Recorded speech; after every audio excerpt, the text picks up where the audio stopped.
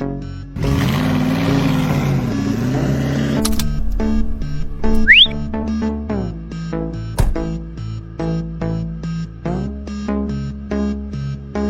ሰፈር ባለሀብት እንዴት ሊመጣ ቻለ? እዚህ አካባቢ ጥሩ ዶሮዎች እንደምትይዙ ሰምቼ ነው የመጣሁት። ፈቃደኛ ከሆናችሁ አንዱን በ1000 ብር ልገዛችሁ ነበር። 700 ብር የምንሸጠውን ዶሮ በ1000 ብር? አንድ ብቻ ለመግዛት አይደለም የመጣሁት፣ 100 ዶሮዎች ነው የምፈልገው። አሃ አስቆምን መሰለኝ። ወንበር ላምጣል።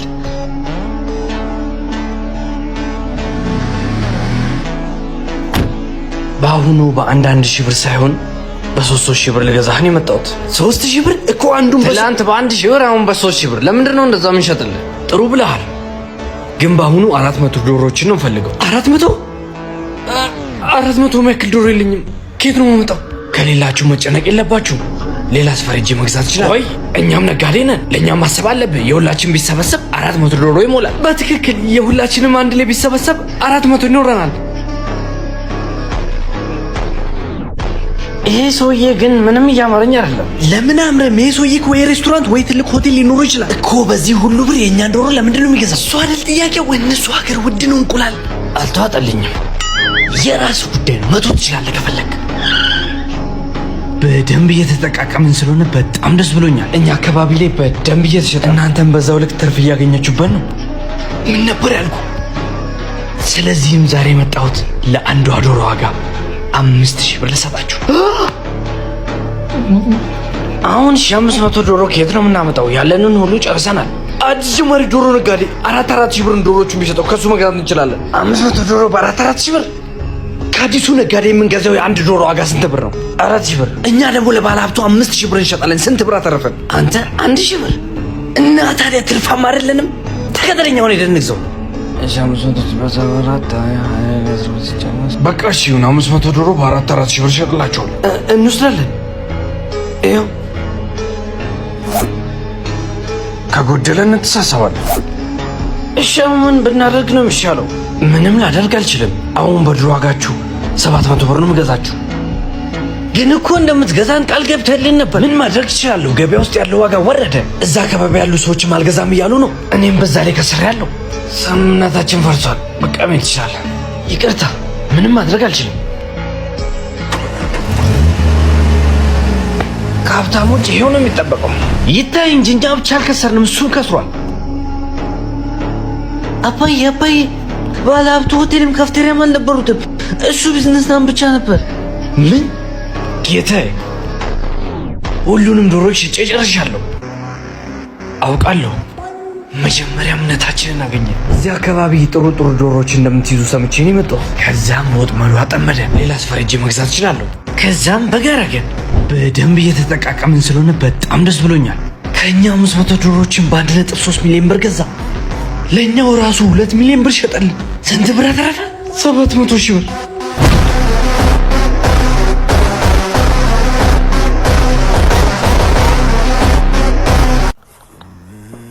ምን ተሻለው ልጄ? ግራ የገባህ ትመስላለህ።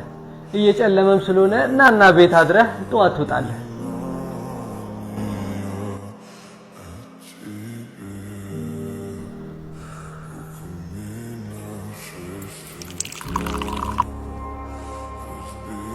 ልጄ እስኪ እጅን ጠጣ።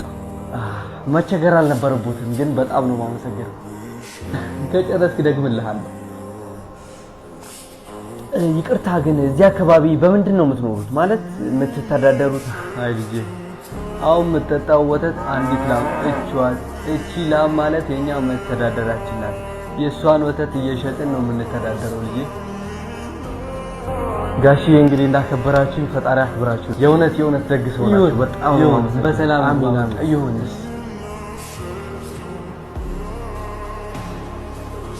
ይቅርታ አባ፣ እዛ ቤት የሚኖሩትን ሰዎች መርዳት ፈልጌ ነበርና በምን ልርዳቸው የሚለውን ነገር እስቲ ትንሽ እንዲያግዙ። አንዲት ላም ያላቸውን ቤተሰብ ነው የምትለኝ? አዎ እነሱ።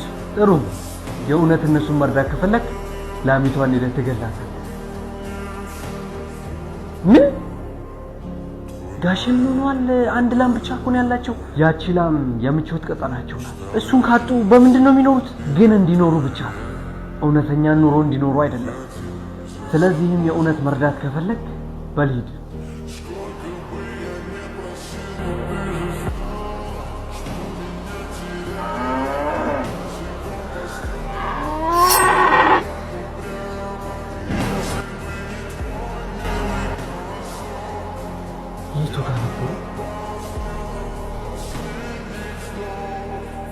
እንዴ ልጄ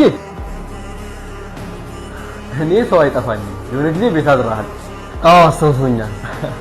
በጣም ነው ደስ የሚለው። እንደማያውቅ ሆነ ደግሞ ስራ ማግኝቷል። አዎ የኔ ነው እንዴ። አንተ ከሄድክ በኋላ እኮ ላሚቷ ሞተች። ምን በላውን ነገር አጣን። በቃ ልጄ እና መሞካከር ጀመርን ከልጄ ጋር ተነስተን ከትንሽ ተነስተን እዚህ ቦታ ደረስን እላለሁ። እውነት ነው እልሃለሁ። ላሚቷ መሞቷ በጣም ነው የጠቀመን። እንድንሰራ ነው ያደረገን። ያቺ ላም የምቾት ቀጠናቸው ናት። እሱን ካጡ በምንድን ነው የሚኖሩት? ግን እንዲኖሩ ብቻ እውነተኛ ኑሮ እንዲኖሩ አይደለም። ታውቃለህ እዚህ ሀገር ደስ እያለኝ የምሰራው ነገር ቢኖር የራይድ ስራ ነው። እንዴት? ስራዬን በጣም ነው የምወደው። የራሴ አለቃ ራሴው ነኝ። ማንም ለኔ ምንም ሊያዘኝ አይችልም። በስተግራ ታጠፍ። እሺ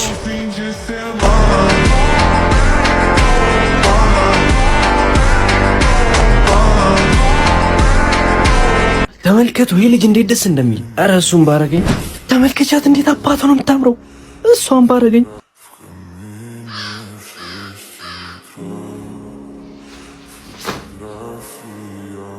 ሲያዩ በህይወት ላይ ተስፋ የቆረጥክ ትመስላለህ። ምን ሆነ ነው? ተመልከተኝ እስቲ። እየኖርክ ያለሁት የጨለማ ህይወት ውስጥ ነው። ማንም አይወደኝም። የሰው ልጆች እንኳን በድንጋይ ያባረሩኛል። በዛ ላይ ደግሞ የሰውነቴ ከለር ጥቁር ነው። ፈጣሪ ቁራ አድርጎ ፈጥሮኝ ህይወቴን እንዲጠላት ነው ያደረገኝ። ምናልባት አንድ ድል ቢሰጥህ ምን መሆን ትፈልጋለህ?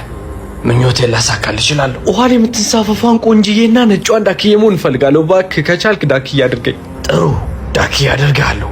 መጀመሪያ ግን አንድ ጊዜም ቢሆን ዳክዬዋን ሄደህ ማግኘት አለብህ።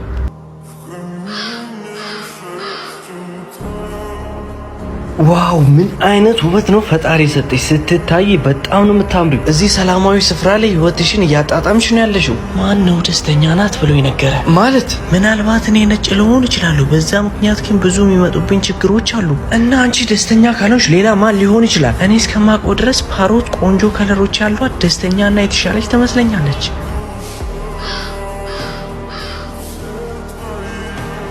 እንዴት አይነት የሚያምር ከለር ነው ያለሽ! ምን አይነት ቦታ ላይ ቁጭ ብለሽ ህይወትሽን በደስታ እያጣጣምሽ ነው ያለሽው? ማን ነው እሷ በህይወቷ ደስተኛ ናት ያለ? ማለት ደስተኛ አይደለሽም? ደስተኛ አይደለሁም። በምታዩበት ስቃይን እንጂ ደስታን አላተረፍኩበትም። አንዴ በሰው እጅ ከገባው ዘላለሜን በብረት ተዘግቶብኝ ነው የምኖረው። እዚች ምድር ላይ ውብና ደስተኛ የሆነችው ፒኮክ ናት። እንዴት የምታምሪ ፍጥር ነሽ! ለአንቺ ሲሉ በጣት የማይቆጠሩ ሰዎች እዚህ ድረስ ይመጣሉ። ልክ ነህ። ሰዎች ተሰብስበው እኔን ለማየት ይመጣሉ።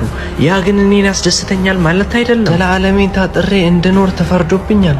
እሺ ታዲያ ማን ነው ነፃነቱን አግኝቶ ደስተኛ የሆነ? እንደምትመለከተው ሁሉም በሰዎች እጅ ስር ተቆልፎባቸው ነው የሚኖሩት። ለእኔ አንድ እድል ቢሰጠኝ አንተን ነበር መሆን የምፈልገው።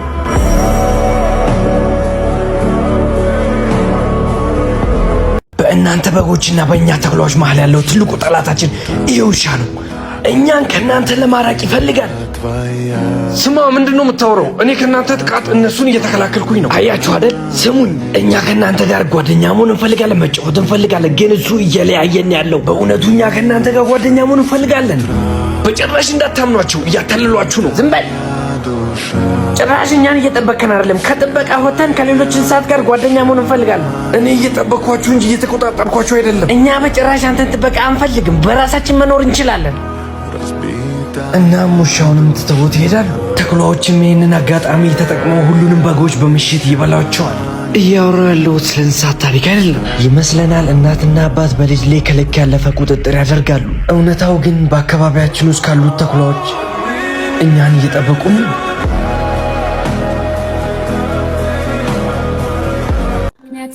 ያታጣሁለት በህይወት መኖሪን ዶክተር እስኪ እንዴት ነበር? ልጅ እየሞተ እናንተ ምንም ምን አይደል የማይመስላችሁ? እዚህ አልነበርኩም። እንደተደወለልኝ ግን በፍጥነት ነው የመጣሁት። ልጅ ቢሆን እዛ ውስጥ ተኛው። እዛ ውስጥ ቢሆን ቁጭ ብዬ እጸልይለት ነበር። እባክህ ህመምህን ሁሉ እኛ እንረዳለን። እባክህ ተረጋግተህ ቁጭ በል። እኛ የሚቻለንን ሁሉ እናደርጋለን። ፈጣሪ ሆይ ልጄን ብቻ አትርፍልኝ።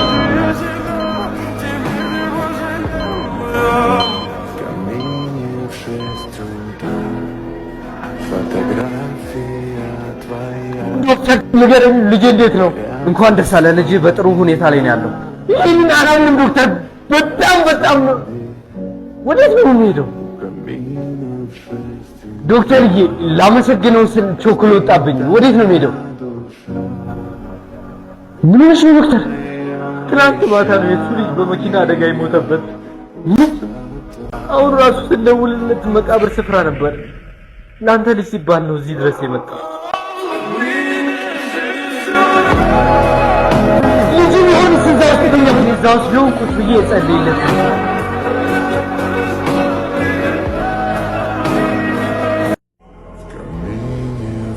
የኔ ልጅ። አቤት ልጅ፣ እርግጠኛ እንድትሆንልኝ ነው። የአስቤዛው ብር ቦርሳዬ ውስጥ ነበር። ወስደሃል?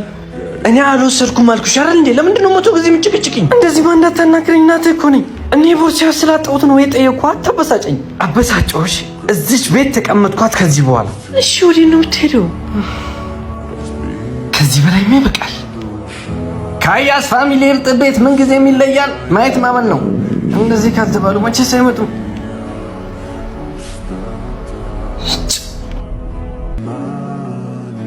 ጎረምሳው ና እስቲ ወዲህ።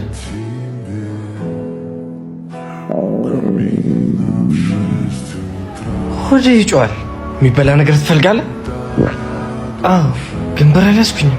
ችግር የለውም፣ ሌላ ቀን ደንበኛ ትሆናለህ። በጣም ነው የማመሰግነው። ችግር የለውም፣ ግን የተናደድክ ትመስላለህ። በሰላም ነው? ከእናቴ ተጣልቼ ነው። ባላደረኩት ነገር ዝም ብላ ትወነጅለኝ አለች። እኔ ተሰጅ ቤት ከዚህ በኋላ አልመለስም። ስንት ዓመት ነው? 21። እኔ አንድ እርጥብ ሰጥቼ አመሰግናለሁ አልከኝ፣ ግን እናትህ 21 ዓመት ሙሉ አብልታ አመሰግናለሁ ብላ ታውቃለህ? አላውቅም። ካልጠገብክ ልድገምልህ። ምለው እኔ አይደለሁም፣ የእናትህ ቃል ብቻ ነው።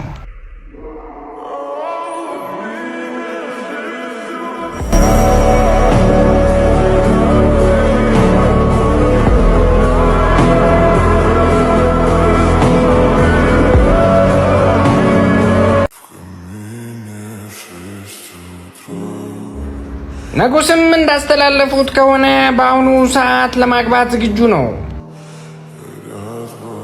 ስለዚህም በሀገሪቱ ውስጥ ያላችሁ እንስቶች በሙሉ አመሻሽ ላይ ንጉሱ ላያችሁ ይፈልጋል። ልጄ፣ ምንም አይነት አማራጭ ያለሽ አይመስለኝም። እኛ እንደሆነ ድሃዎች ነን። አባትሽም ከሞተ በኋላ ህይወታችን ምስቅልቅል ወጥቷል። እኛ ለንጉሱ አንገባም። ለምን ብለን ነው የምንሞክረው? ልጄ፣ ንጉስ እኔ እንደማይመርጠኝ አውቃለሁ፣ ነገር ግን መሄድ እፈልጋለሁ። ምክንያቱም አይኑን ለማየት ይህ አጋጣሚ በጣም አሪፍ ይመስለኛል። በእሺ፣ አያትሽ ያስቀመጠችው ልብስ አለ፣ እሱን ለብሰሽ ትሄጃለሽ።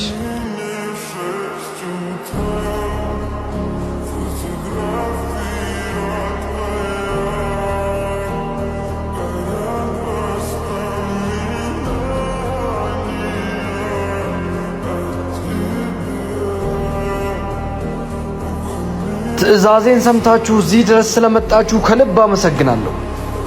ለእያንዳንዳችሁ አንዲትን የእጽዋት የዘር ፍሬ እሰጣችኋለሁ። ከ2 ወራታትም በኋላ ጥሩ እጽዋትን ያመጣች እንስትን ላገባት ዝግጁ ነኝ።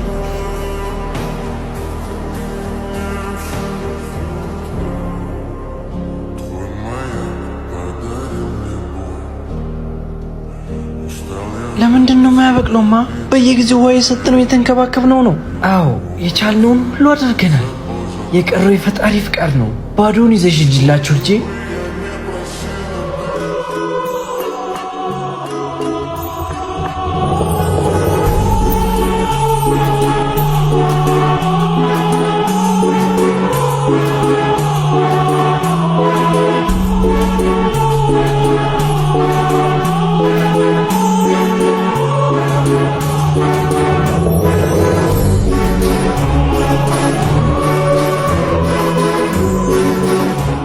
አሁን የትዳር አጋሬን አግኝቻለሁ።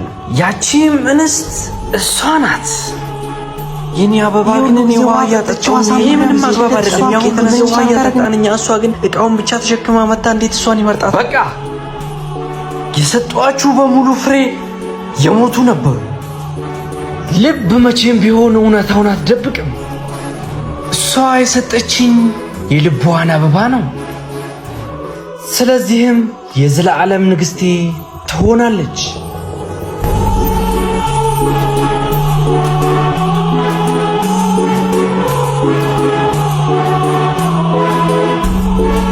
አባዬ ማየ አንደኛው ጥቼ ዋንጫ ተሸለሙ። ብራቮ ልጄ፣ እንደምታኮራኝ አልጠራጠርም ነበር። ድሮውንስ ልጅ ነህ የኔ አስተዋይ ጀግና። አባዬ ማየ ከፍተኛ ውጤት በማምጣት በማዕረግ ነው የተመረኩት። እቺን ጊዜ ስጠብቃት ነበር፣ አድርጌ አሳካው። አባዬ ፍቅረኛም ይዣለሁ። ሰላም የኔ ልጅ አድገህልኝ፣ ምን አይነት ልዕልት ይዘህልኝ መጣ። እኔ ከዚህ በላይ ከነሱ ጋር መቆየት አልፈልግም። ወይ እነሱ ይውጡ ወይ እኛ እንወጣለን። ለምን እነሱ ይወጣሉ? ጥሩ ቦታ እስከማገኝላቸው አብረውን ይቀመጡ። እኔ እስከዛ ድረስ መታገስ አልፈልግም። የምታደርገውን አድርግ። አባ በቃ እኛ እንሂድ። እየመጣሁ አያቸዋለሁ። በፍጹም ይሄ እናንተ ቤት ነው። እኛ እንሄዳለን። አባት ልክ ነው። እኛ እንሄዳለን።